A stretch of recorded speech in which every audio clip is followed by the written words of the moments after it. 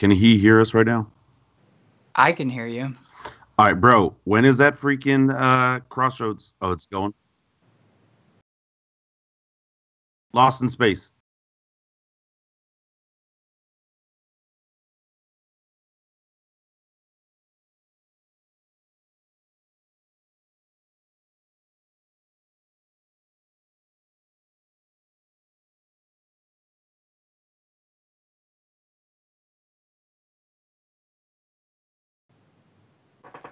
Welcome to the Epic Gaming Night podcast, a podcast about the stories and relationships board games create. I'm your host, Roy Canny, and with me, as always, is Matt. God, hey. And Rob. Hello, everybody. And we have a special guest tonight, Colby Dalk from Plaid Hat Games. What's going on, Colby? Hey, everybody. I'm here on a podcast. That's what's going on. Dude, excited to talk to you folks. It's been a while since the podcast times, right? Yeah, it has been a long time. We used to do this. I just want to be like, he's the president and chief game designer. Oh yeah. I figured I would do like an intro that was like an homage to the Plaid Hat podcast intro, but that might be just way too cringy. You need a ukulele. Yeah, I can't play the ukulele like Alex could, so. Yeah. No. Yeah, it's an essential component. Essential component to all podcasts, so we're not quite there yet. Plaid Hat is a podcast. Something like that. Man, God, that was a long time ago. Awesome, guys. So if anybody out there doesn't know who Colby is, can you give everybody a rundown on what you do, Colby, in the industry? In 2009, I founded a company that I called Plaid Hat Games and published a game called Summoner Wars. That was a game of my own design, and I've been publishing ever since under the brand Plaid Hat Games.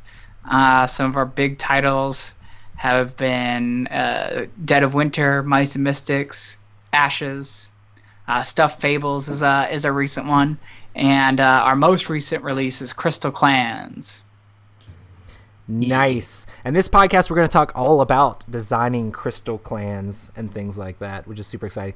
So you came onto a podcast not wearing the plaid hat. Do you still wear the plaid hat all the time? Oh, damn, because I was thinking this was a podcast, and then I got told last minute. Oh, no, they do video. Video. Yeah. You're not on brand, sir. Plaid hat up on the shelf, but like the elastic is shot in it, so I would just it would look terrible. I didn't bring a newer one. Hold on, let me grab the original podcast. Unacceptable. Original podcast. Original plaid hat. Hold on. Here we go. Awesome, guys. So I wore this stupid looking thing around all the time back in the day. That's awesome. And I had an illustration of myself done with it that I used as an avatar back when I ran HeroScapers.com. Nice. And, okay. And so when it was time to make a board game company, somebody I knew from there suggested Plaid Hat Games and stuck. That's awesome, the original. Man. I found it at a Goodwill. It's just an old ass golfer cap. Yes. And it started an entire brand. Yep. So I keep it on my shelf. I've got a whole shelf. I don't know if I can. There we go. I've got a shelf of like books and comics and stuff I've collected over time, and the plaid hat has a place of honor on that shelf. Nice. You should make like a trophy or like a special stand for it, like the OG plaid hat. Yeah, it doesn't have a plaque, but that would be a good ad. Everybody that comes in your office has to like shoulder? Kiss the plaque or whatever that the hat's standing on to pay homage. No, I'm just kidding. On my shoulder here? Yeah, you're behind your left shoulder. Was that a Phoenix Born? No, that's an original piece of art by Fernanda Suarez, who did Dead of Winter and Ashes. Yeah, I hear she does good stuff. Isaac Vega, designer of Dead of Winter and Ashes, had Fernanda do this original piece for me. I don't know how big it's showing up for people. It's really small on my screen. Oh, it looks great. But it's basically my daughter as Arya from Game of Thrones. So you got the little that is awesome. That's awesome. That is sweet. And then here's like a Samurai Jack. This is one of Fernanda's friends. It's an artist. This is a print she has. This is a cool ass Samurai Jack. Man, I love that. That's awesome, man. I actually kind of need that. Yeah, I actually got. I know Fernanda does like this whole princess line. Yeah, here that's recently. her thing right now. Yeah, and I got my mother-in-law, my wife, and my sister-in-law all different Disney princesses, and got them like real big and framed them all from Fernanda's shop. So I was super excited. She does some pretty good stuff. Hey, you gotta support Fernanda. I know, man. Oh yeah. Cool, man. Also love Isaac. Yeah, you guys had Isaac on the show not that long ago, right? Yeah, I love Isaac. we've had almost all the Plaid Hat crew except for Joe, who's in chat right now. We've had almost everybody else. Joe's in chat. He said if he got off in time, he would show up in chat. He wasn't gonna join us because he wasn't sure he'd get off in time. Nice. Yeah, he said that the Plaid Hat's a lifestyle brand. So. Funny story. First time I met Colby, I was asking him to get out of my way so I could get to Isaac because I didn't know who Colby was. That's messed up. Well, I mean, I made Isaac Vega.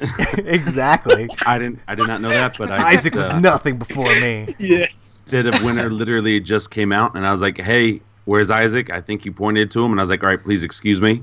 And I went straight to Isaac. You know, you And could then he have was always like, told Isaac's "Oh, hey, mom did you meet no Colby?" when she And I was like, bothering you, right? No. And it was like, "Oh yeah, that guy." I was like, "Oh, okay." The guy you pushed over. That's the Yeah. guy sobbing in the corner because you pushed him over. Good times. Nice. Well, we're here to talk all about you guys' new game, Crystal Clans.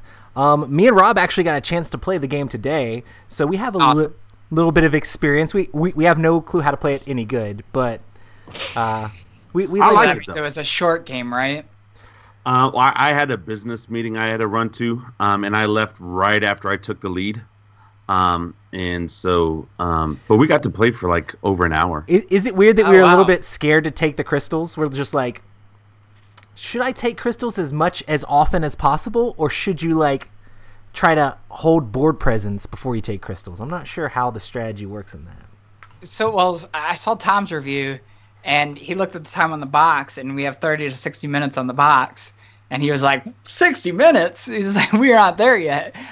So, like, my impression was that people who are new to the game, it was getting over very quickly for them because, you know, they hadn't strategized around holding ground. They just went straight for crystals. I think we did without the any ability to hold ground. opposite of that. Like, all we were doing we was did the we exact were trying to control all three before we started taking crystals. So It's a game. It's a game that definitely rewards multiple plays. Like getting Yeah. good at it, you start to pull back the layers of depth that exist in the game. And I haven't even seen what all the clans can do yet. I've only played 2 out of the 6, so I definitely want to try out the rest. But hey, tell everyone about Crystal Clans if they don't know what it is, just in a general sense. So if you know Summoner Wars, it's got some basic things in common with it, in that it is a card game where the cards come out onto a battlefield and they move about that battlefield, kind of like a miniature would in a miniatures game.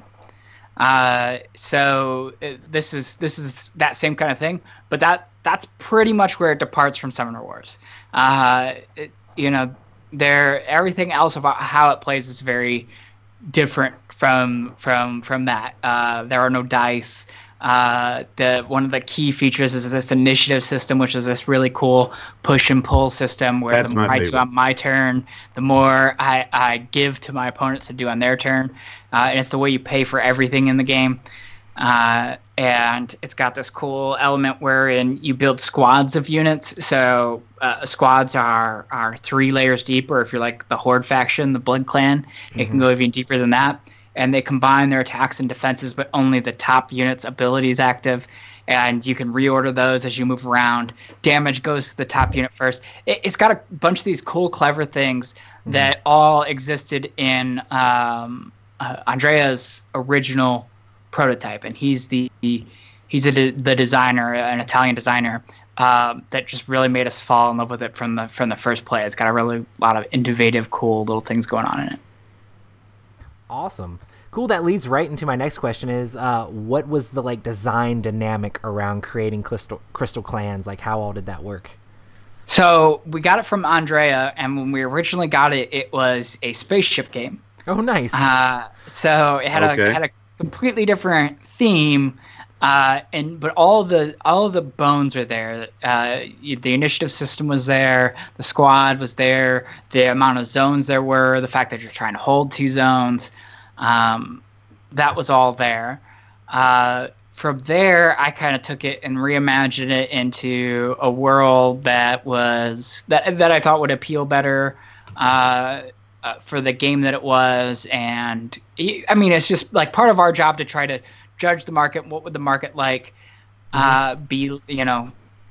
Figuring that out and kind of develop this world of crystal clans and made all of the decks. I wrote all the powers for all the decks. Some of them I was reusing Andrea's powers. Some of them I was coming up with new powers, but all with the intention of like each of these decks is going to play really different from one another, even more so than like Summoner Wars or really any 2-player competitive card game that I know of. Like the decks have very specific play styles and play very radically different from one another.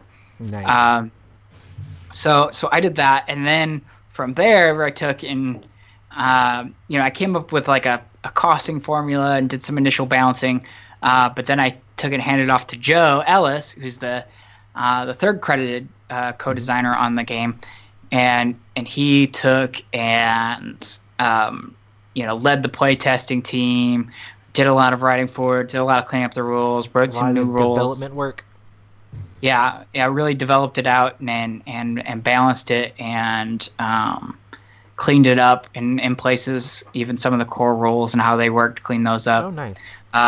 He's responsible for the battle system, where it's the whole rock paper scissors type battle system. That's a huge part of the game too. Yes, the bull, the trickster thing, and then like the turtle shell. Yep. Yeah. So sorry. Each card's a dual purpose. So you've got like the unit, and you can play it as a unit. But whenever you get into a battle, each of you have to play a card from your hand as a battle card. And the bottom section of the card is this battle card. It's got this rock paper scissors thing going on, where if mine's a bold card, it's gonna be a tricky card. And this effect will trigger. But if I played against another bold card or played against a guarded card, this effect will trigger. And so oftentimes they're bonuses to your attack or defense, but sometimes there'll be all sorts of other effects. I had a great little combo with that. I was playing with the Meteor Clan earlier, and I had that archaeologist guy, and I got to look at Roy's hand a couple times, and then for my attack, it's because I had that predict option. Yeah. And so I was just like, I'm predicting you're gonna pick this. He was manipulating my hand so that way when he predicted it, he would know exactly what I had. So I was just kind of okay, thanks. So this is an example of all the clans playing different. And you said it's your first time playing, so I'm impressed. You got to the core of what Meteor Clan's about. Meteor Clan's about gaining knowledge, knowing what's going on with your opponent, and then having the ability to use that to your advantage. So just as you said, they can go in and look at the cards, they can manipulate your deck, they can look at your hand, and then most all of the units have this predictability that when they go into a battle, they say what they think your card's going to be, and if they guess it right, they get some bonuses. Yeah, I have a question for you about one of the rules. So is it true that if you go through your entire deck, you have to reshuffle your discard, they get a crystal? Yeah, so in Summoner Wars, it was like once you're out of your deck, like that's You're all done. you have. Yeah. Magic. I actually love that about this game. Magic. I do, but it made me nervous about the Meteor Clan, right? Because like their thing is like, great, if you guess right, you get initiative 1 and draw a card. And I wasn't paying attention at first, and I went for these crystal spots, and you just jumped right into my base and made me like meld like 5 or 6 cards. Yeah, I immediately And so I attacked was his like, deck crap. for 5 cards. So. And Yeah, so then so- I was doing that to you, so I got nervous. So yeah, and Magic does it like if you run out of your deck, you're dead. You lose. So Yeah. with this, we wanted you to be able to cycle and reshuffle your deck, but we wanted there to be some penalty to it. And it so also that's makes a it. timer on the game. Like, Right. you can only Creates a go through your timer. deck so many times. Eventually, even if you guys both try to turtle, eventually you're gonna run out of cards. You're gonna give away free crystals.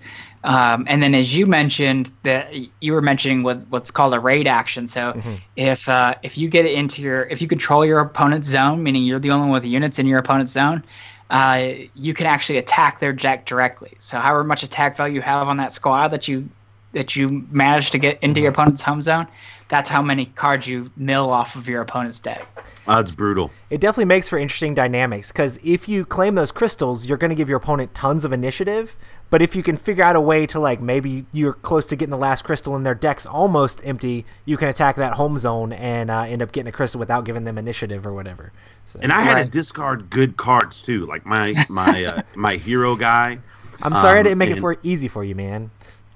I mean, I now that you explain it like that, I like it more. Because at first, like, it had me nervous, but I mean, yeah, when you do compare it to Magic and Summoner Wars and other games, like, there are definitely bigger consequences in those games. Oh, yeah, for sure. Going through your entire deck.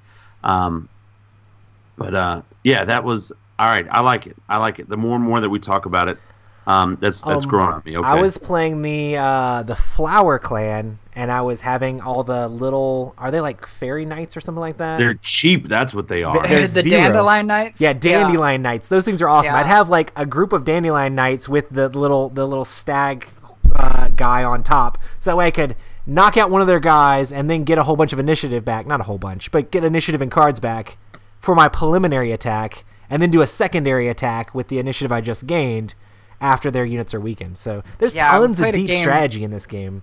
Played a game right before I got on this podcast with Kyle at game night, and Colin's another guy that works in the office.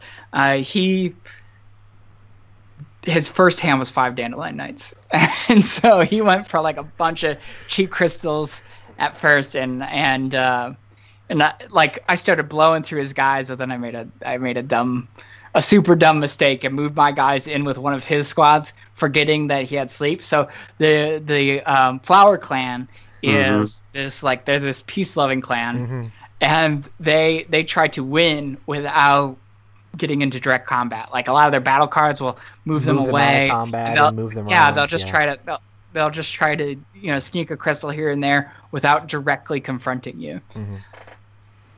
Yeah, it's definitely pretty cool. As you're saying, with the raid action, getting hit for 5 cards, that's one of those things where the game really rewards multiple plays, because it is easy to make a mistake in the game and to be punished for that mistake. And it's terrible. It's terrible. And then those dandelions, you go to kill them because you get pissed at them, and they're like, no, I just moved to an adjacent area. And then I just want to kill this little bug. Or you actually kill them, and your turn ends, and you didn't necessarily expect it to because they gained initiative. So, which is kind of cool. Yeah, yeah, that was one of the things I think is interesting is the fact that that each faction has a power that's like a keyword that's specific to that faction, and they have multiple instances of that keyword, but you have that on a specific card that denotes that power too. Yeah, so in Summoner Wars we did like 1 power per card, and for here we basically, trying to make each faction really unique, we came up with a faction power, or clan in this game, clan power that is unique to that clan, that we could just, have a card that refers to what that ability is, and then put it on multiple cards throughout that clan. Oh, yeah. Now, having played and know what all that stuff does, I definitely want to try out the Water Clan. Oh, yeah, with the flanking. The Water Clan is one of the most flexible clans. They have a lot of flex and control elements to them. They're really cool. They're tricky to play, but they're really rewarding to play. Okay. They're nice. They're the blue deck in Magic parlance. Okay. Nice. Who's your red deck? Who's your aggro deck? It's not the Meteor, and I love them. They reminded me a lot of the Mountain Vargoth from Summoner Wars.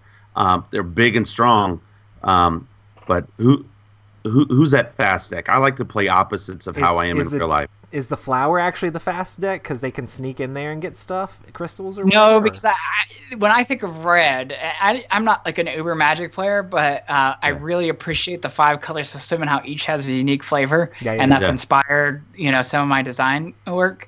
I don't think we have a red deck in the game yet, but the first 2 expansions released are going to be Shadow and Fang is very red. Nice. Okay.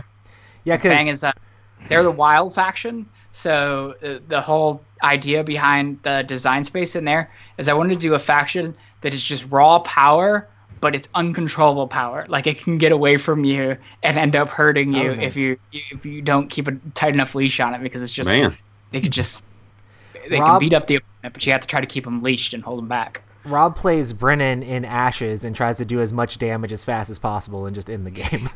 All right, I think Fang Clan might suit you. Nice. Okay, sweet, awesome. Somebody in chat was asking Colby what your personal favorite clan is. Come on, y'all are spoiling like the questions that are way further down. We have a great chat system. No, it's fine. Yeah. It's cool. So, what'd you say, Flower? I think it's Flower. It's just I really like so I love the art in this game. Martin Abel does the art. We found him. I think one of our art directors follows him on Instagram. Nice. And he's done some comic work and some stuff like that. And he's just created these crazy, cool, gorgeous characters. And Flower Clan is the antithesis of what you would expect out of a game that's just like, oh, we're gonna battle each other, we're gonna fight each other. And so I just like it it's like the whole like testosterone fueled battle conflicting card game. And here's the Flower Clan, and they're pretty and they are pacifists. Hey man, those bees can be pretty tough though. You get that queen bee and the other bees in there, and they're jumping on people across the board. It hit for 10. Your queen bee. They can give you a bloody nose. Most of the time they're pacifists, but oh man! And then they can move too if it's all flying in there. Yeah. He just came in and wrecked. I had these different knights and warriors and stuff. I was all pumped. I was holding down this crystal thing, and he plays these 2 cards and kills all my stuff. Now I think I killed his stuff too, but I didn't expect these little pacifist bees to come in here and wreck my stuff. That was kind of crazy because you don't see it happening. We sting back. Yeah, the bees, they're glass cannon, but if they need to clear the board, they'll get it done. Nice. Awesome. And I like that too. So Plaid Hat definitely puts a lot of like emphasis on theme and such and story in their games. What would you say is like the story and the theme behind the world of Crystal Clans?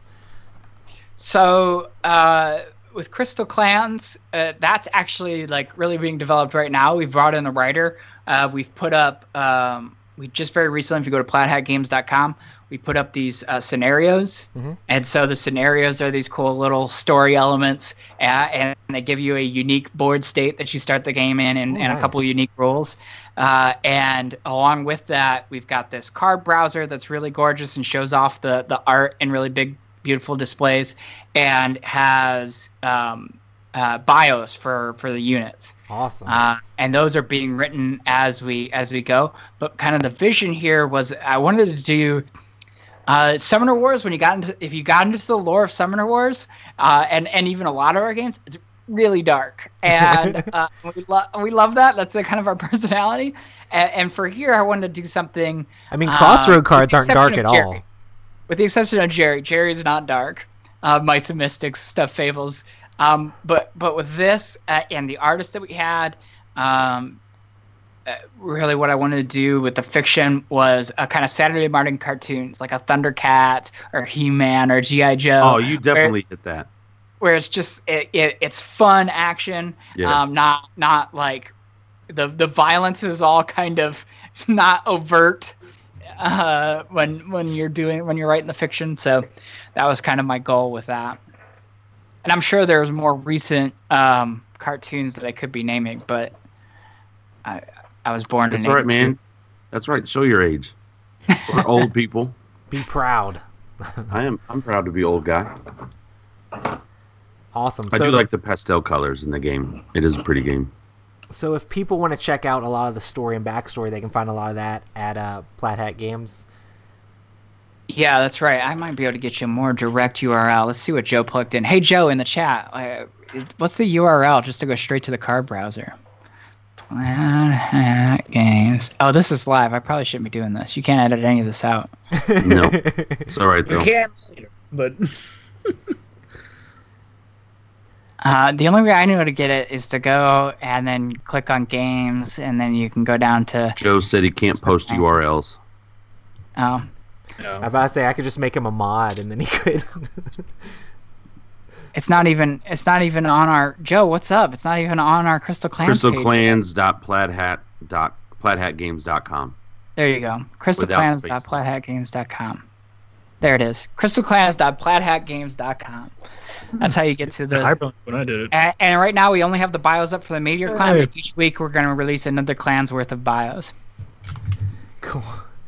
And the art is so great in this game, and you only ever see it at card size. So the except for like the box cover and some of the rule books. So going to the card browser is a great way to get a better look at that art. Oh, nice. I don't know if it's just me, but like you guys remember that game Innis? Yeah. It's like ever since Innis came out, I've been seeing more and more bright colored games, like these like pastel crazy color games. I like it. I'm in it a lot, but as soon as I saw your Crystal Clans, I was like, man, between the colors and stuff like that. And I'm glad you said the Thundercats, because I also grew up on that kind of stuff, and it reminds me of like a brighter version of that. Mm-hmm. Do you put like? I'm sure you guys do a lot of like trying to make sure that everything looks a specific way so that it'll come off the shelf at people, because it's all about making sure the game actually ends up making it home with people. I'm sure your art department does a lot of like trying to figure out what would be best to make that happen, right? Yeah, by art department, I mean you're basically talking like Isaac. Sam Vega, who's Isaac's brother, and Isaac. Gotcha, Sam. Sam's full-time art direction. Nice. And then Isaac assists, and then each designer for a game, not so much if it's an outside designer, but if it's an inside designer like Isaac or Jerry, or if it's a game that I am personally championing, then the designer also will get involved in casting the vision or even looking for artists. But Sam is the lead guy that all of that passes through, and it's not until this year that we had a full-time art director for the first time. So I mean, with growth, you get more and more opportunity to pay attention to every little detail. Nice. As you can grow your team. Does he help you guys write it all? Because I know he wrote some books. So with art direction, I mean, that is storytelling and writing, but ultimately you're writing to an artist and then trying to get them to represent that and translate that into something that visually tells a story.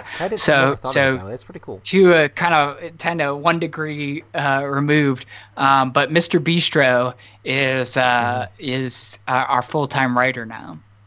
Sweet. So he's been with us since the very beginning. He did Bios and Summoner Wars. He wrote a lot of the Mice and Mystic stuff going off of Jerry's direction. And just pretty much every game you can look at throughout our whole catalog has had his touch on it from the beginning. Dungeon Run 2? No, I'm just kidding. Dungeon Run was his design. And Dungeon Run 2 still on the way. No, I'm just kidding. We have... I don't know if I should be talking about this. With Asmodee, there's like all a set of rules. I have to be like professional and stuff. I know. Nobody listens to our show. Nobody listens. Just let it out. But we have an entire art set and an entire design for Dungeon Run 2. And it's just never like, it almost was like, as a company, it just kind of fell by the wayside, and we started to improve more and more on our art, and it was like, oh, do we want to move back to this art style? That's funny because I just brought up because like that was like old school, like forever ago. I was like, this is a game that they never made that they were talking about forever ago. Bistro still gets DMs in different places about hounding about Dungeon Run 2. Got to throw those Plaid Hat podcast memes out there, Oh yeah. Awesome. I still haven't played the first one. It's possible. Don't give up hope, everybody. Nice. Awesome. So the initiative system is definitely one of the like unique mechanics for the Crystal Clans game. Can you tell us a little bit about the design behind the initiative system? That would be an Andrea question. I mean, it came to us like that. Nice. I could tell you about how it works, and which is just the only currency in the game is initiative, and there's a track, and it goes from 20 down to 0 and then back up to 20. And so whenever I spend crystals, I'm moving down that initiative track, and eventually I'm pushing, or not crystals, whenever I spend initiative, I'm moving it down that track and eventually pushing into my opponent's territory. Once I end an action with it in my opponent's territory, he then starts pushing it back towards me until it gets into my territory. And then there's this little neutral zone from 1 to 1 in the middle. What's interesting about that is like I could summon multiple units at once, but I spend a lot of initiative.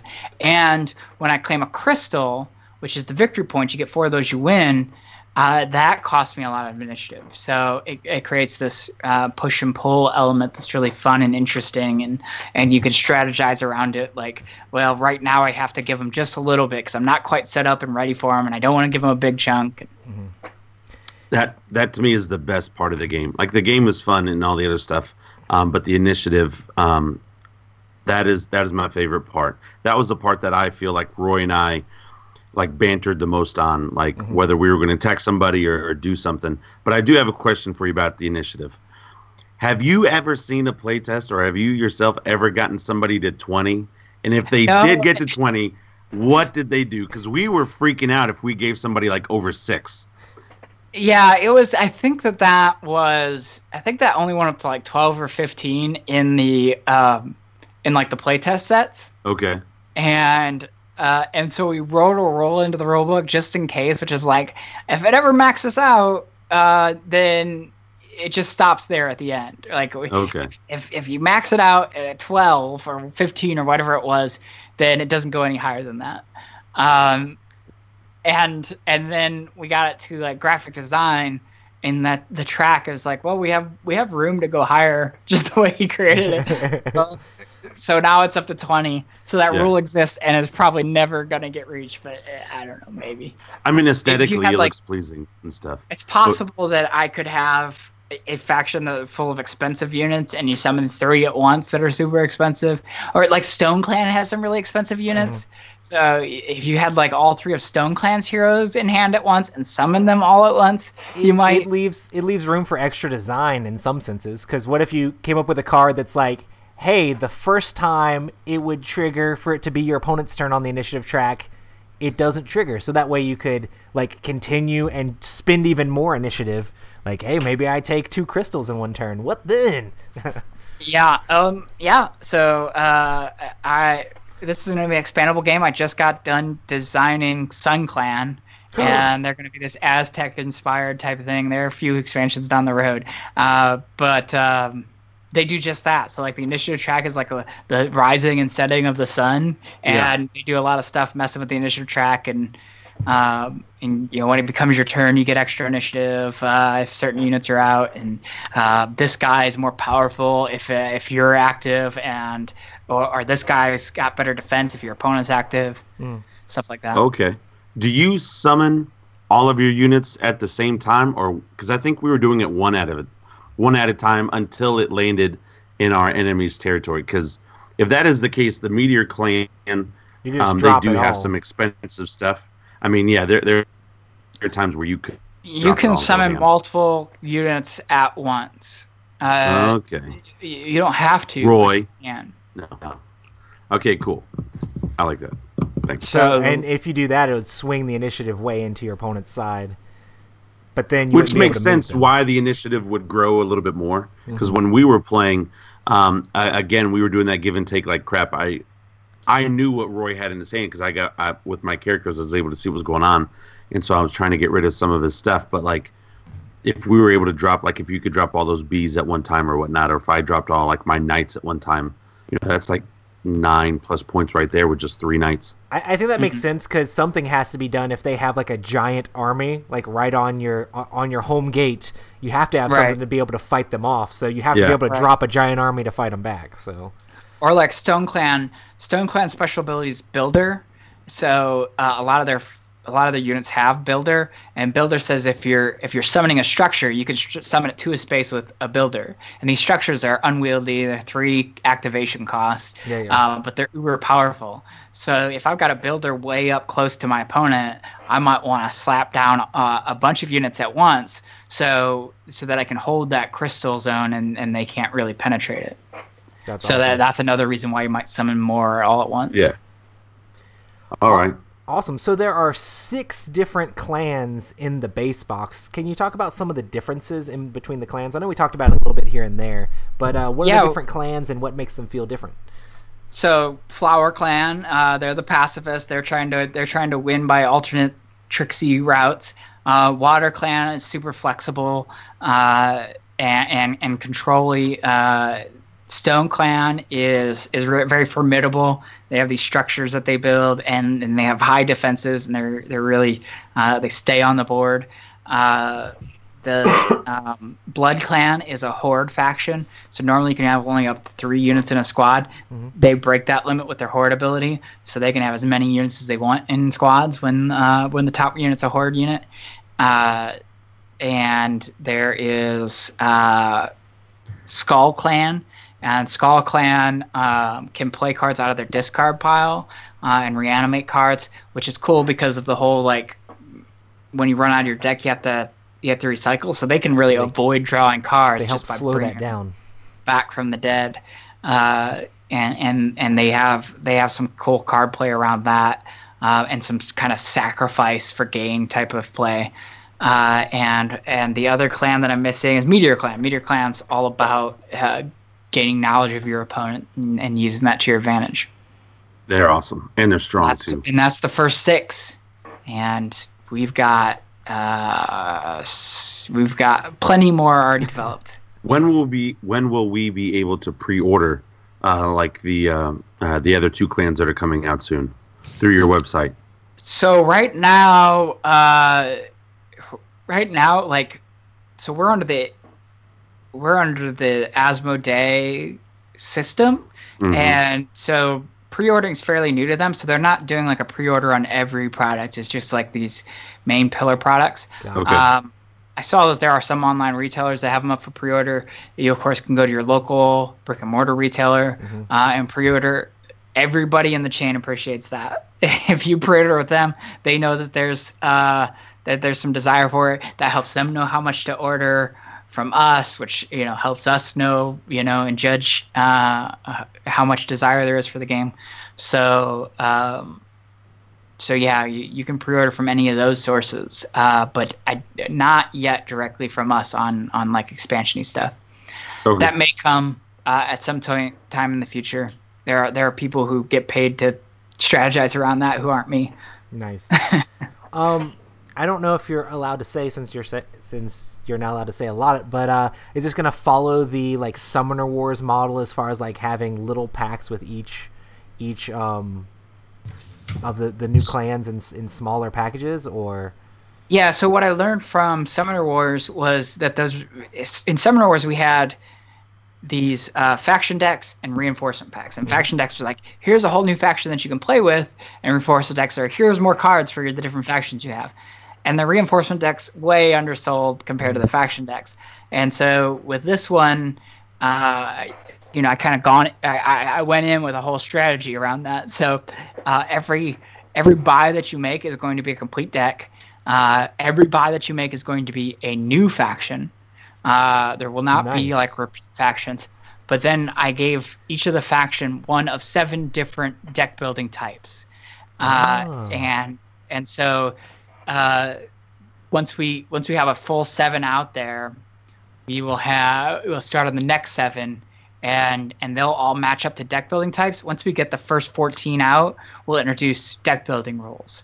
And basically the deck building rules will let you like take like building symbols and mix them. So the example of that you can see right away is right in there in the master set. Actually, Skull and Blood Clan both have the little skull symbol, which is the body type symbol. And so there, once we introduce deck building rules, you'll be able to mix cards between those 2. That's awesome. Yeah. So we plan on doing more of that. So like Sun Clan, I teased earlier. Sun Clan's going to be able to mix with Meteor Clan. They're both celestial deck types. Oh, that's awesome. Cool. I definitely like that. And it's really cool that you can just that's one of the things I actually liked about Summoner Wars, and I'm probably guilty and part of the reason why the reinforcement package didn't sell as well, because I bought like every single one that was like just a deck by itself, because it's like, hey, it's just grab and go. It's like, hey, you can play this one versus that one, and they felt like they were mostly all balanced. They were very different, but you could just play whatever you wanted against whatever, and you didn't have to have someone that was deep into the game. It's just like, oh, just pick a faction. And it's cool that Crystal Clans is going to be along the same lines of like, oh yeah, just pick a clan. You play that clan, I play this clan. But if you want to get deeper into it, you can kind of start mixing clans together. Yeah. So my general feeling with Summoner Wars was that most people out there just wants to get the deck and play that deck, right? And we've already balanced against each other. And then there was a thread of people who really were rooting for like the competitive play and the deck building element of it. So I really wanted to present in a way that allowed us to support both of those types of players really well. It's kind of funny because I did way more deck building in Summoner Wars in the app than I ever did in the like physical version. Because in the app I was just all gorillas all the time. Yeah, well, it's very easy to deck build. You don't have to go sorting out your original cards and get them mixed up. And but yeah, each one of these there'll be a clamshell, and it'll just be there's your faction. You're ready to play. Sweet. And eventually, after you've got a sense of the different decks, we'll introduce deck building. And once all of them, we didn't want to introduce deck building before each deck type had an equal card pool to draw from. Nice. So there's tons of special abilities and things like that in this game, which is what you have in most like card style games. How do you approach designing special abilities in a game like Crystal Clans? The only way I know how to design special abilities, which is like write something that seems broken, and then pull it back from there. Like I always want something that's going to be splashy and cool, and then Joe will keep me in check later, or now Jeff is our lead playtester now, and he actually he's the guy that does Dara reviews. I don't know. He's like I don't know if you know this, but like he's a Twitter personality, and like he posts like from his daughter Dara's like perspective on games and stuff. Well, that's awesome. And he's been doing a lot of work for us and doing really good work for us. That's awesome. But yeah, like asynchronous. I want it to be really asynchronous. Like how can we push that boundary and make everything feel really different to the point where like when I'm reading these for the first time, I'm like, oh, this is the best faction ever. Oh no, this is the best faction ever. Oh no, it's this one. I love that. Like I mean, that's one of the main reasons I was drawn to things like Summoner Wars back in the day, is because there was a lot of different factions going on in play, and it's cool that you've like made that even more pronounced in Crystal Clans with how different the factions feel. All right, I feel like I learned a lot from Summoner Wars, and I hope that some of it shows up in this design and when it comes to like the faction, the power writing. Gotcha. So what did you guys do as far as development goes and trying to balance the different factions with all these powers against each other? Well, it helps that, and this is something I did in Summoner Wars and did again here. It helps that it's not just wide open deck building, because that really takes some work and seasoned players to get right. By restricting the deck building somewhat, it allows us to see the variables a little better. But mostly it's coming up with an initial formula. Was I can't rattle it off at the top of my head because it's been so long since I've wrote a cost, and it got edited after I initially wrote it. But it's basically it was a simple formula around how much something should cost. Gotcha. And then you take it to play testing, because there are elements that aren't really like quantifiable, like the powers factored into the cost, but it was like for a really powerful power it's worth 3, and you know, for it, and so that's subjective, so it really took some play testing to get right. Yeah, and that's just what you do. You track the playtesting. You see the number of wins that each faction gets. You try to get them all super close to 50, and that's how you do it.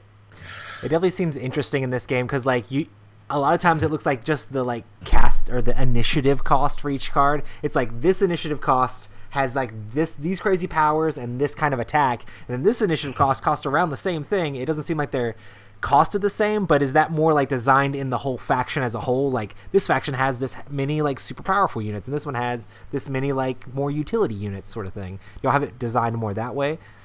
If you're looking at a champion or a hero and a common, you are going to see some serious discrepancy Power there. difference, gotcha. There's only 3 heroes, but each of the 3 heroes, they are all of value. Gotcha. And part of that is like all their battle cards are like super powerful. They can really swing a battle. And so it's really tough. Like, do I want to play them for the very good, cost-effective unit, or do I want to play them for the super powerful battle card effect? And because the deck is small enough, it's big enough for variety, but it's small enough that you're going to get through most of your cards or all of your cards or even all your cards multiple times and see those cards. It kind of lets us do that power difference without breaking it. I can get to those champions cool. If I want to. Yeah, I think it was pretty funny because like Rob would play a card and I'd be like, how much does that cost? It does what? And I'd be flipping out, and then I'd play a card and he'd be like, what? How much does that cost? And it does that. So it's just exciting going into a new game and seeing all the new shiny cards and being surprised by what your opponent plays. So yeah, and there's some Especially amount that of stupid deer that you had that got rid of my stuff and you'd purposely it lose or removed whatever. them from the game. Just remove them from the game. That was brutal. Yeah, the removing from the game is extra powerful in this because like that deck isn't very big to begin with, and so your cycling engine becomes even more powerful if you start to remove decks from the system.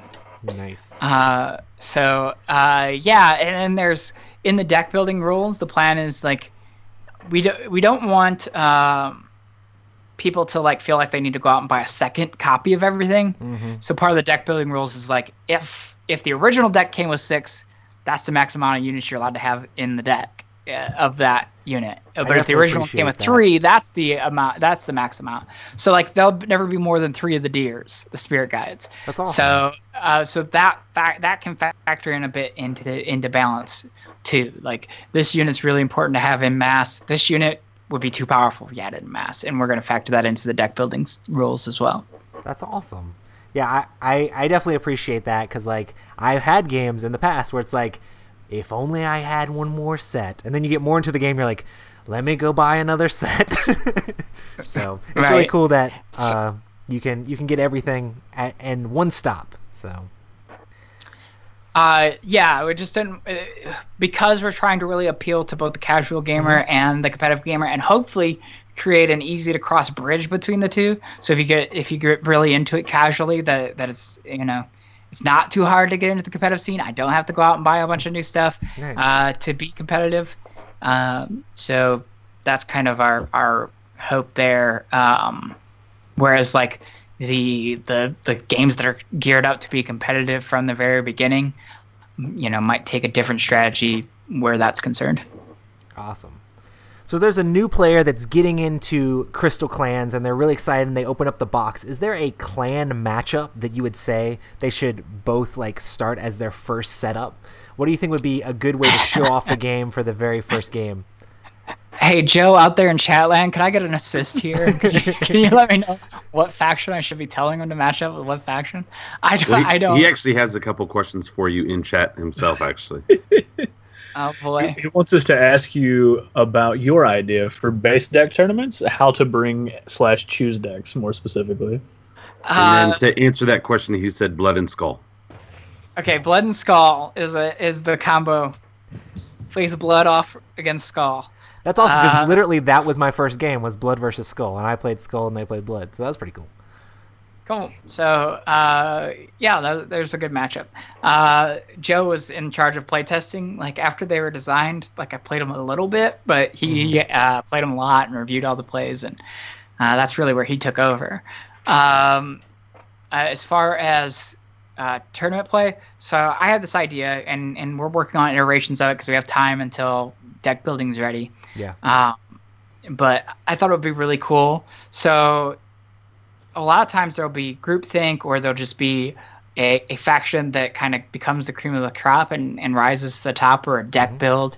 So I thought it would be cool if you came to a tournament and you had 3 decks with you, and you kind of like took the faction card from each deck, and you keep them hidden, and you simultaneously reveal a card with your opponent, and if they're both the same deck, then you see what 3 decks they have. They see what 3 decks you have, and then you secretly pick which deck you plan to play with. If they pick the same thing as you pick again, but otherwise those are the 2 decks. So if it's like, oh, I know they have Flower, and Blood is good against Flower, so I'll pick Blood. But if I pick Blood, they're going to expect me to pick Blood because they know that they have Flower, and might want to pick Blood. So maybe they pick this thing that's better against Blood. But they know that I know that they know, kind of that kind of little cat and mouse game of that's kind of cool. Kind of protecting the meta game from getting from favoring solely one deck over another. If it turns out that like we didn't do as good a job as we thought in playtesting, which happens. We do our due diligence, but you see in games all the time. Like I was a big HeroScape fan. There were some broken armies in HeroScape. They were just way better than the other armies. And sometimes the meta gets stuck on something, and if everybody in the meta thinks that that's good, then everybody plays that. Then of course that's what winning tournaments, because that's what everybody's playing. Or even inside of like a game shop, like one game shop might, like a group of players might think like this is the clan, another one might think this is the clan, and they all kind of get better at that clan. And those might be 2 different clans that the 2 different groups think are the best. I saw that a lot in Summoner Wars. But in HeroScape, there was like armies that were way better. You go to the tournament scene, and you just see a ton of the same 3 or 4 armies. And so I really wanted to avoid that, like really give an incentive behind all of the armies having their space in the competitive play when that breaks out. That's cool. There are some online CCGs that do tournaments sort of similar to that, but they play similar to that too. Yeah, they play like multiple rounds, so you have to win with like different faction sets of decks and stuff. And at the beginning of the tournament, you get to pick which faction to ban or whatever. You're just like, oh, that one's banned for this tournament. It's like, but then you have this tough decision of like, which one do I ban compared to like my setup? It's kind of interesting. Somebody brought this up to me, and I didn't know it was from Hearthstone. They had said, and it might end up in Crystal Clans, where you have to I don't remember exactly what it was, but you couldn't win twice with the same faction. They do that in Hearthstone as well too. So it's like you're only allowed to win one game with the specific faction. So it's like, or the specific type or whatever. So then it's like, it's this whole like cat and mouse game of like, which one do you ban? Which one do you play first? Because you don't know which one they're picking either. Because you both randomly pick your things secretly. So it's like, okay, I'm picking this one for the first round because it's good against the rest of his things. But once I win with that, then I have to figure out how to like win the best 2 out of 3. It's like this whole cat and mouse game, like a game outside of the game of trying to figure out the game matchups. Yeah, so the deck building's not going to be super broad in this for approachability and balance. But we wanted to create a meta game all around the tournament scene, around what faction would be paired up against what faction to keep everything fresh, and to layer on another strategy. I think that's really cool because that makes it like super simple, really just being like the 3 decks and the picking off the top right there. So yeah, we got a number of ideas bouncing around, and there are other cool stuff that companies have done that we can borrow from. So that's still a question mark at this point, but we do plan on doing some stuff like that to mix it up and keep it interesting. It's definitely a really cool idea. Awesome. What else you got for me, Joe? Is that all the Joe questions? Currently, that's all the Joe questions. So is that the Joe show? So far. All right. Nice. He asked the question if Arya is going to survive season 8. Is Arya going to survive from Arya talk earlier? Yeah, Arya's got to survive. I mean, she doesn't have to, but she is pretty awesome. She's the badass of all the badasses. Arya and Tyrion. Is there anybody else in that show? I don't think so. Bro, Jon Arya Snow. far and away is my favorite character in the book. I don't like her as much in the show as I'd like her in the book. Yeah. But she's probably my favorite character in the show too. Like, yeah, she's got to become the badass assassin that nobody ever sees coming. Nice. Well, we talked a bunch about customization and things like that already as far as decks go, and it looks like there's awesome stuff for Crystal Clans coming out down the line as well. So, and the game is currently on sale, right? Yep, it's available now. You can get it at plaidhatgames.com. You can get it at your favorite online retailer. You can get it at your favorite local retailer. I literally just ordered mine. Nice. Excellent. Thank you. Hey, so for casual play, if me and Rob both got into it, we could still do that 3-deck thing and be like, okay, Rob, which deck are you playing? Well, no, Roy, which deck are you playing? I would totally try that. Yeah, I think that would, in addition to tournament play, I think it would be really cool at mixing things up if you have two players that play each other a lot. Yeah. And they have their own core boxes. So. Right. So are you guys going to support tournament play like at cons any this year, or is that like a next year trajectory? We plan on having some Crystal Clans tournament play at Gen Con. Okay. And it won't be long after Gen Con before we'll get the full 14 decks out. So we're going to have a fairly rapid release schedule here in the early life of the game before, taking that down a bit, just to get a good card pool out there for people to play with. All right, and then for all the completionists out there, are you guys going to come out with like a master set or like the alliance set that like you did for Summoner Wars, where you can get them all at once, or you're just going to... Well, the alliance set and stuff was all new stuff, and the master sets were all new stuff. It wasn't like the stuff that they released as small decks. Are you just going to clarify, so you have your core box, right, with your 6. Yeah. Are you guys going to ever look at bundling any of the factions, or are you just going to look at keeping them as individual? I think I'll keep them very clearly as individual, because that's another thing I ran in with Summoner Wars, was like, whenever I was at a con, people were like, okay, so all this is in this then, right? No, they're all unique. And that was not, and just hearing that made me like worried that like, oh, they're not getting how this works. Yeah. I think we'll be much simpler in how things release with Crystal Clans. The master set, I think we're calling it a master set, base set, whatever we call that. Yeah. Crystal Clans. That's the only big box set. Everything after that is going to be, here's one deck. Nice. We'll probably release them two set. at a time. We'll probably release them 2 at a time. So here's 2 new decks that you can buy individually. $10. And then we'll keep the stream flowing as just new one-off decks, rather than going back to, because in Summoner Wars you had the master set, you had the starter set, you had the alliances set, and then you had the faction decks and the reinforcement packs, and now there's 2 things. There's the master set and there's a clan deck. Well, Ashes, they've done a good job with that. They've released a couple like bigger stuff, which of course you know about, but they're like little one-off little stuff. So yeah, well, even the bigger stuff are still like, it's just one new faction, but this one comes with dice. Yeah. And so we built a little deck box and everything for you. Similar thing there, where we learned our lesson from Summoner Wars. That's awesome. I've got it all. And it's a lot easier to pull the trigger on those, like, it's like, oh, got a new paycheck, time to get a new faction or a new clan. Let's make this happen. Yeah, it does not hurt as bad when it's only like $10 here, like $11 here, something like that. It's like easier to hide. If you're at the Plaid Hat booth, like, you have to pick up all the clans you don't have, right? Yeah, we saw a lot of that with Summoner Wars.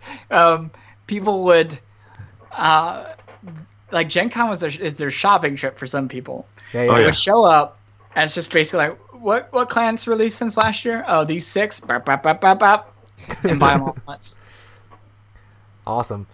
Well, I'm definitely super stoked about Crystal Clans. The art is ridiculous in the game. That was one of the things that first drew me to it. I was like, holy smokes, the art looks amazing. So definitely excited to dig in on the game some more as well. Yeah, dig in on that card browser, because you get more of that art, and the stories are a lot of fun too. Awesome. Cool. And we'll try to make sure to put that in the show notes as well. So anybody who's listening to the audio, and we'll put it in the video show notes as well. You can just click on it and be able to get to that card art easily. Cool. So let's talk about other new releases from Plaid Hat. You guys just recently released Stuffed Fables, and super excited about how well that's received. I think universally praised all over the place. We definitely have had a blast with it. So what do you guys think about your release of Stuffed Fables? Oh, it's great. I mean, it went right to reprint, which is a great sign. Nice.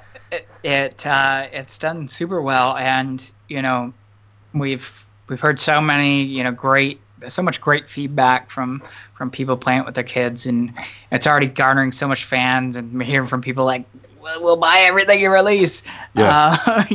So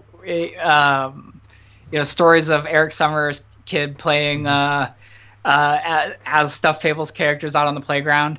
It's like, oh my god, like to make something that, because you remember like being on the playground and Thundercats, for example, you being Lion-O and making believe like that, and to create something that inspired that imagination trigger in a kid, like that's the highest praise, bar none, that we've received on a game so far. So yeah, that's a lot of fun. That's awesome.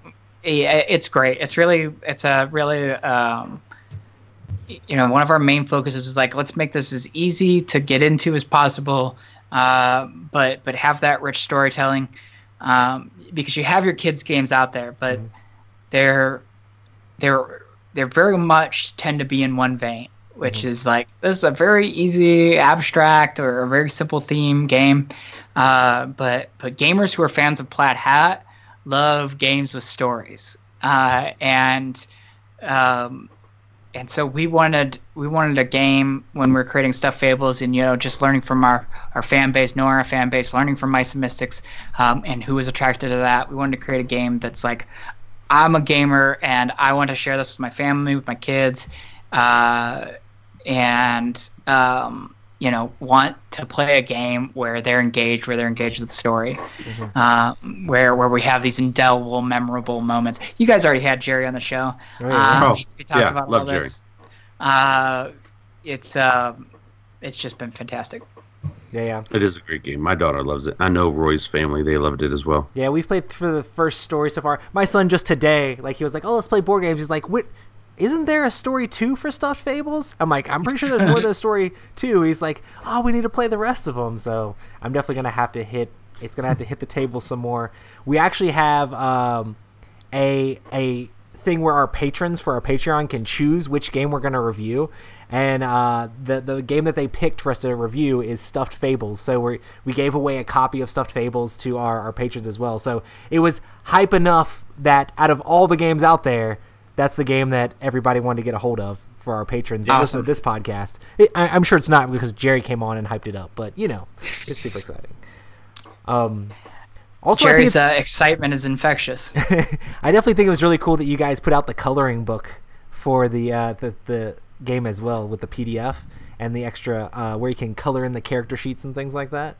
Yeah, we're always looking for little things that we can do. I mean, with Crystal Clans, it was the scenarios, but somebody had the idea. It was probably Jerry. Somebody had the idea to do the coloring book, and that's just so charming.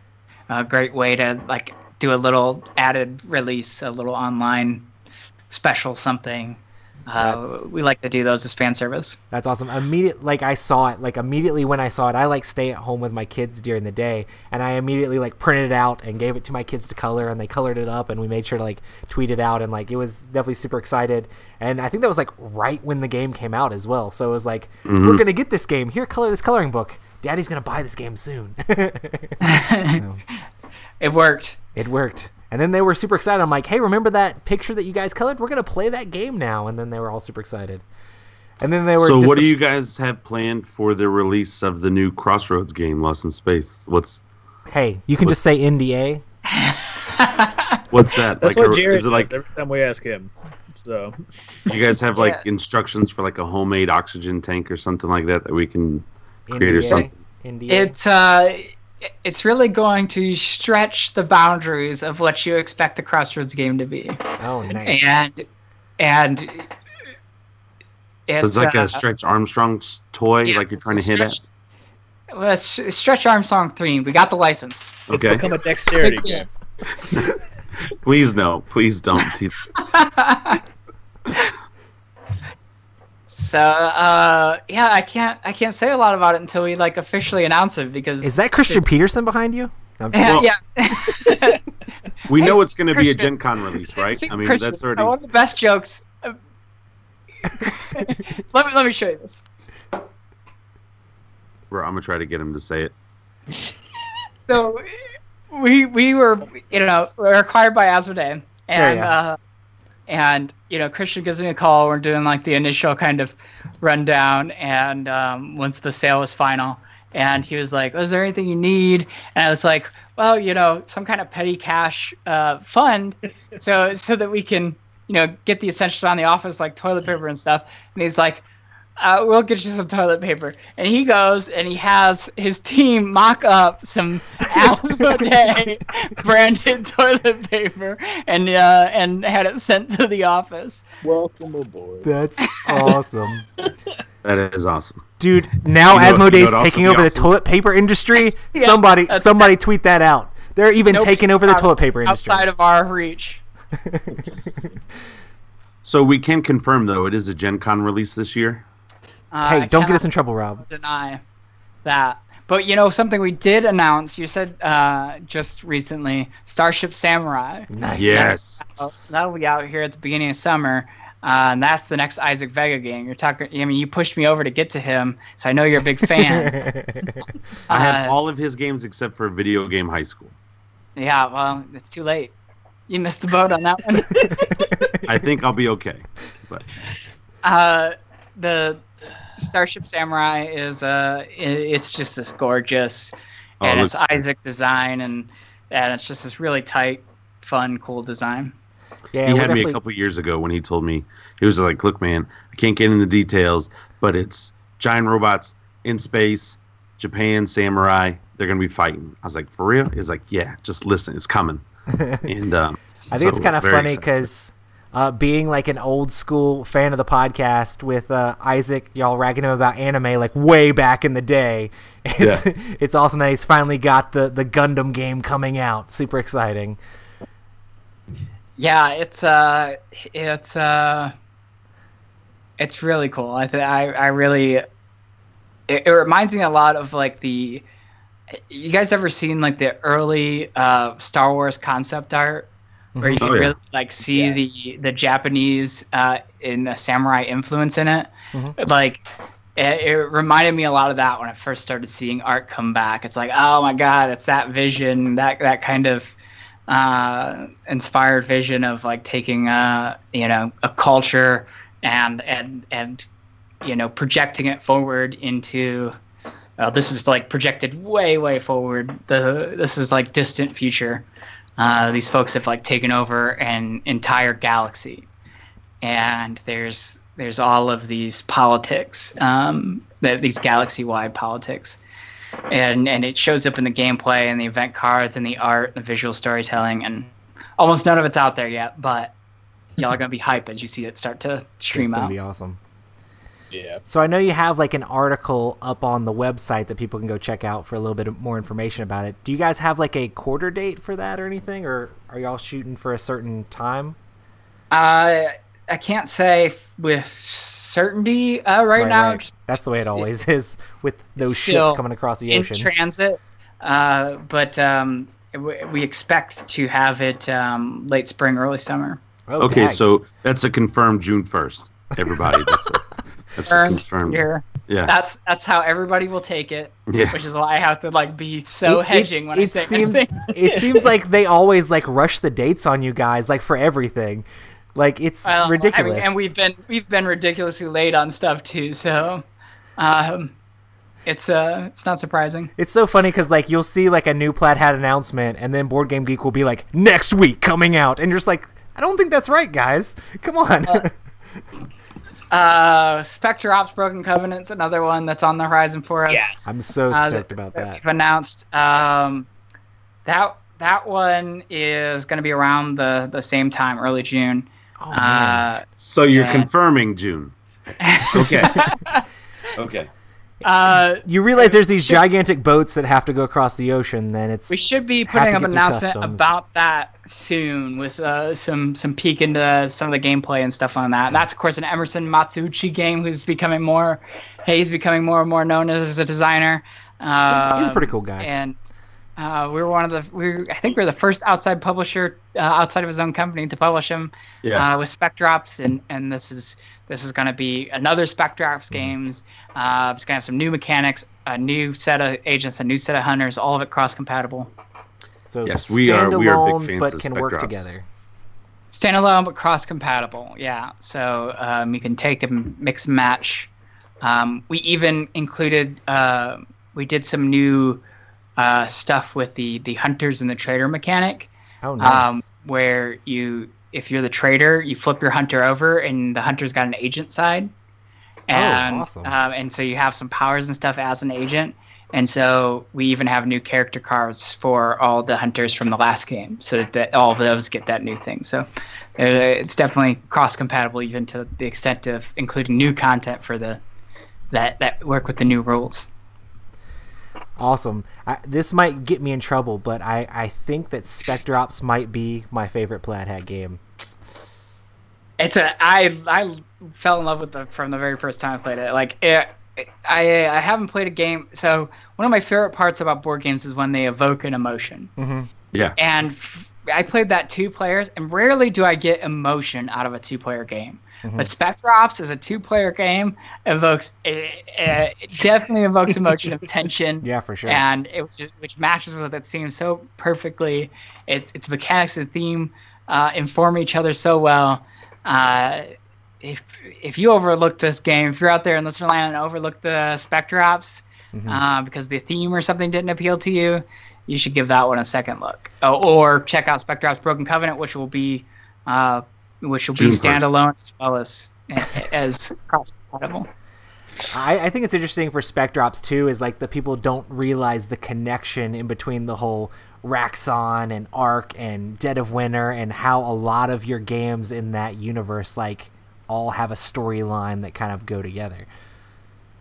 Yeah, this is something that I think came up on the podcast. Mm-hmm. I don't know if you heard that episode, but I think Peter Woken spotted something about Raxon, and then we just started like running with it. Nice. And it's been a through thread. Raxon shows up at different points in its development throughout our some different titles of ours. And I'm still believing that Sparky is the beast. I think Sparky becomes the beast. Yeah, easily. It's a good theory. All right, if Sparky can go around carrying guns and all this kind of stuff and just shoot up some zombies, Sparky can, with a little assistance, can become the beast. Outlive the zombie plague. Go into, I don't know, space or some sort of new neo-noir area. What? Space? Yeah, okay. Lost in space? Crossroads? What? There's an announcement coming soon, I promise. Like right now soon? Sooner than you expect. Well, maybe not that you expect. Right, He's like, I expected it a while back. Well, yeah, so did a lot of people. But it's I pushed you out of the way to get Isaac to sign my Dead of Winter copy. Isaac's working on another Crossroads game now as well. So. Oh, really? Third Crossroads game confirmed. Third Crossroads game confirmed. I'm probably not underground talk about this, but I had a few drinks before I came on the show. Hey, the underground one? Somebody, Colin, go get him some more drinks. Where are you at? That's what I voted for. I know Lost in Space won it, but I voted for the underground one. I developed a game for that, but I've been too busy to develop it further. Come on, man. Didn't you guys just have a kid too? Yeah. Yeah. Congratulations. Thank you. Since we have Joe in the chat, there was another game that you guys put out in that same universe with the whole Crossroads Raxon thing, the Raxon game, which was originally online only, and now it's actually made its way into game stores. So how did that go for you guys? Because I know it was like crazy and everybody was all over the place with that right at the beginning. So you gotta have Joe on the show to talk about this. Like this was Joe's brainchild, start to finish. Like This one's Joe's 100% responsible for it. He had the marketing plan first. The marketing plan came before the game. It was the idea that like that it would have this viral component and that the game would spread, and that they would have this online utility that tracked how the game was spreading, and you'd only get it through invitation, and that would tie into the theme. And then he also took his first foray into game design to like bring a game that would work with that whole theme and imagining.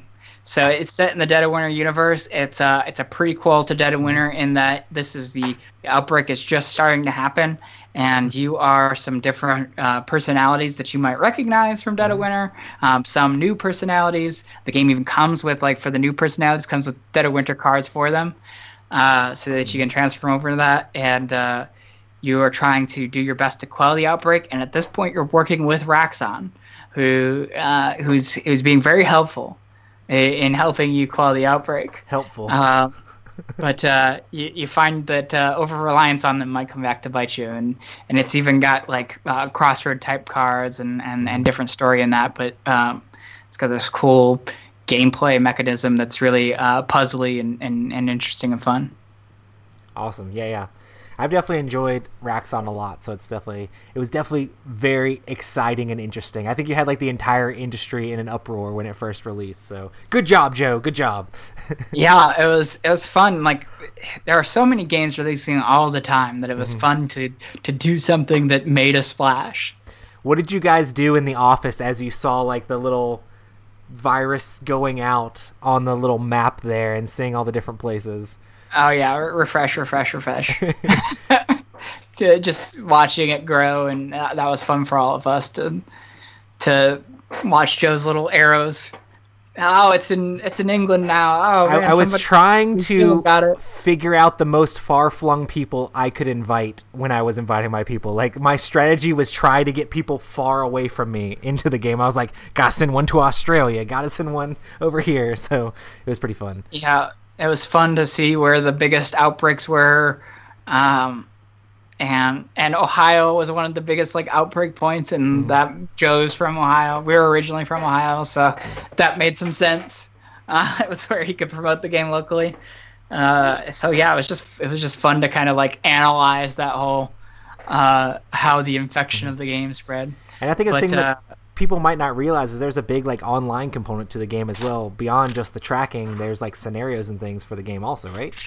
Yeah, if you go online, there's a ton of support around scenarios and gameplay that requires that you go online to experience it, and then the whole website is written from the like as if it is Raxon's website and they recruited you into this, and so. It's a lot of fun, and there's Easter eggs in the website that you can unlock. There's just tons of cool stuff there. I think the last time we had Isaac on was right when that released, and like the end of the episode, we were like, "Hey Isaac, tell us a little bit about this box that came in the mail," because I had just received mine, and I like held it up. I was like, "What's this Raxon thing?" And Isaac was all like, "I don't know what you're talking about, Roy." And we're like, "Come on, man, tell us." And then he's like, he hung up on us on like we were kind of playing a little bit, but he hung up on us. And I'm like, "Do you guys hear something?" And Matt was like, "I hear helicopters." I was like, "Somebody just knocked on my door," and then I just hung up the podcast. Nice. I literally had people after we like published that podcast being like, "Hey, are you guys okay?" That was part of our release strategy on Raxon, is that we would deny all existence of it. If anybody asks us about it, we don't know anything. That's awesome. And then it made other people like get into the role playing of it as well. Like, it was a role playing experience outside of the game itself, where people would be like, I know I sent a bunch of tweets out like, Raxon is awesome, follow everything they say, just cuz, to see what people would say. So yeah, there was some role playing around, and that was of course fun to see as developers, to see people playing along with our little shenanigans. Yeah. Awesome, man. Cool. Well, is there anything else from Plaid Hat that you'd like to talk about before we start to close this thing up? Keep your ear to plaidhatgames.com, because it's going to be a heck of a year for us. We've got a ton of great stuff that we've been working away on. We've got like all of last year's releases happening this year because of some production delays, and then all of this year's releases too. So So it's gonna be a hot year for Plaid Hat. We got some really cool stuff. Definitely super excited. Definitely check out Crystal Clans. It just came out, and then also get that now. You can get Stuff Fables now, and Starship Samurai and Spectre Ops Broken Covenant on the near horizon. June 1st. June 1st. June 1st. Good luck with that. Awesome. Well, we want to say thank you, everybody, for coming and checking out our live stream. We stream these Tuesday night at 9 p.m. Eastern Time at youtube.com/Epic Gaming Night. Thanks so much also to all of our amazing patrons who help make our podcast possible. If you'd like to support Epic Gaming Night, make sure to check us out at patreon.com/Epic Gaming Night. And also make sure to hit us up on our social media, Twitter and Instagram at Epic Gaming Night. And you can check out all of Colby's stuff basically at plaidhatgames.com, right? That's right. Awesome. Joe says to mention the Starship Samurai tokens. Yes. Oh, yeah. You can pre-order Starship Samurai now. If you pre-order from us, or if you pre-order from your local brick-and-mortar gaming store, you can get a set of tokens that you can only get by pre-ordering it. Cool. They are acrylic tokens, so there's all these different clans in the game, and so it's an acrylic token for each. They got these cool designs on them, and they're, all crystally and cool looking. Cool. So pre-order exclusive for acrylic tokens. Yep, and that's not just at plaidhatgames.com. You can go there, of course, but also if you've got a local brick and mortar, I don't think it's going to be available to the online retailers, but if you've got a local brick and mortar store that you can go support, then you can get those there as well. Also, thanks to Joe for being our guest in chat today. Yeah, Joe, you should have just joined us on the show. We could have made it happen. Awesome, guys. Well, thanks again, Colby, so much for coming on the show. It's definitely been a ton of fun. Thank you. It was great fun being here. Awesome, guys. So until next time, we'll see you. Thanks so much for showing up. Peace. Thank you, man. Bye.